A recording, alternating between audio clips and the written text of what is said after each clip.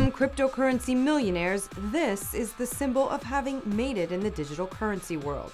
Buying a Lamborghini with crypto is happening more and more, according to Business Insider.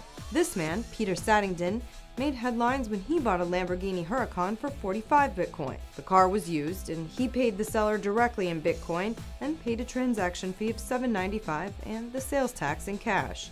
Buying the Lambo with Bitcoin is proof it can be used for real transactions, Saddington told Yahoo Finance. It's not only used by criminals. According to Lamborghini, Saddington is not alone. The luxury car maker says it delivered 3,815 vehicles in 2017. It was the 7th consecutive year of sales growth. Car dealers like this one even show off on social media when a car is bought using Bitcoin. Some think the volatility of the currency makes it tough to make real transactions like this. But if your goal in holding crypto is getting one of these, there's even a website, when-lambo.com, that calculates when you will be able to afford one based on your Bitcoin holdings.